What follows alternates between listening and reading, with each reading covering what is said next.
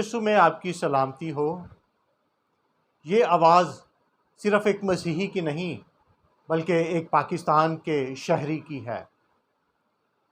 سانحہ جڑا والا پر میں نے قوم کے لیے ایک پیغام چھوڑا تھا، مذمت سے بڑھ کر شادمانی۔ دکھ مصیبتیں ہمارے لیے ہیں، لیکن آج کا پیغام ملک پاکستان کے وزیر اعظم اور وزیر اعلیٰ پنجاب محترمہ مریم نواز صاحبہ کے لیے ہے۔ سانحہ سرگودا کی ویڈیوز کو دیکھ کر یوں لگا کہ ہم درندوں کے درمیان رہتے ہیں، ہم جنگل کے قانون کے درمیان میں ہیں۔ سقراط کا واقعہ یاد آ گیا، اس قول کا بیان یاد آ گیا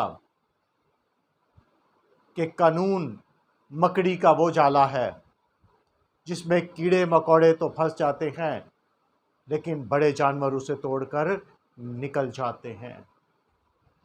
خدا را ان ویڈیوز کو دیکھیں کہ کس طرح سے انسانیت کی تذلیل ہوئی ہے۔ وہ لوگ جو کہتے ہیں ایک انسان کا قتل پوری انسانیت کا قتل ہے، تو یہاں پر پوری انسانیت کا قتل ہوا ہے۔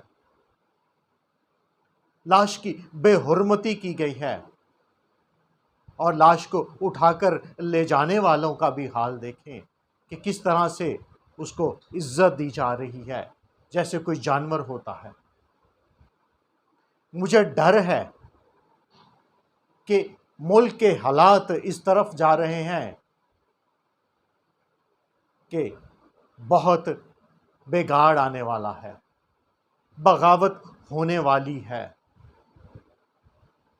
بغاوت مسیحی ایماندار نہیں کریں گے، کیونکہ مسیحی ایمانداروں کی تعلیم یہ ہے کہ مصیبتیں دکھ تمہارے لیے ہیں، مصیبتوں کے سبب سے گھبرا نہ جانا، اپنے پڑوسی سے اپنی ماند محبت رکھنا اور اپنے ستانے والوں کے لیے دعا کرنا۔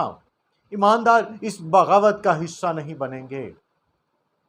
اور سیاسی لوگ جن کا کوئی مسیحی قوم کے لیے وجود نہیں ہے، انہیں صرف اپنی کرسی بچانا ہے۔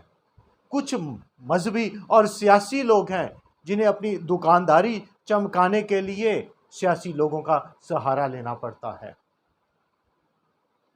خدارا ہم یہ نہیں کہتے کہ 295C کو ختم کیا جائے، بلکہ اس کو اس طرح سے لاگو کیا جائے کہ لوگ خود سے فیصلہ نہ کریں کہ میں فیصلہ کروں گا، میں عدالت ہوں۔ کیا ملک پاکستان میں عدالتیں نہیں ہیں، قانون نہیں ہے؟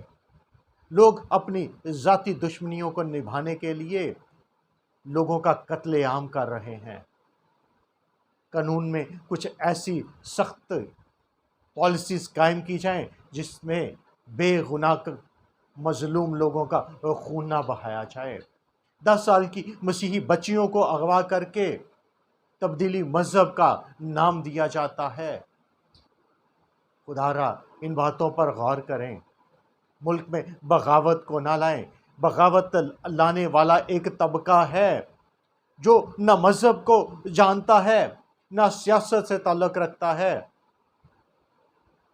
ایسے لوگ جو کمنٹس کر رہے ہیں انہیں ایک صرف لیڈر کی ضرورت ہے، ایک لیڈ کرنے والے کی ضرورت ہے۔ لوگوں میں غصہ ہے، لوگوں میں رنج ہے، لوگوں میں نفرت کا بیج بویا جا رہا ہے۔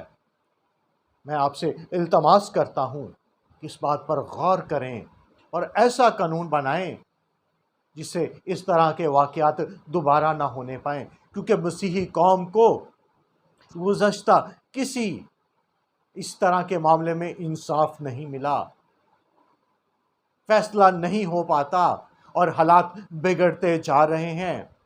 اور بغاوت ہوئی تو اس کی ذمہ دار حکومت ہوگی، اور بغاوت 2 طرح کی ہوگی، یا تو لوگ سڑکوں پر نکلیں گے اور عالمی ملکوں سے مطالبہ کریں گے کہ ہمیں ملک سے لے جائیں، اور یا پھر ملک کا بٹوارا ہوگا، اس ملک کا جس کے لیے قربانیاں دی گئی ہیں، جس سے محبت ہے، اس ملک کا بٹوارا ہوگا۔ اور یہ قوم ہرگز نہیں چاہتی، یہ ملک کی قوم نے، مسیحی قوم نے ہر شعبے میں اپنا پازیٹیو کردار نبھایا ہے۔ خدا را انہیں اس طرف لے کرنا چاہیں، انہیں انصاف دیں۔ خداوند آپ کو برکت دے، حکمت دے، تاکہ آپ بہتر فیصلے کر سکیں۔ ہم اپنے کتاب مقدس کے مطابق اپنی اعلیٰ حکومتوں کے تابع رہنا چاہتے ہیں۔ ہم بغاوت نہیں چاہتے، ہم انصاف چاہتے ہیں، اور ہم انصاف کے طلبگار ہیں۔ خداوند آپ کو برکت دے اور حکمت دے۔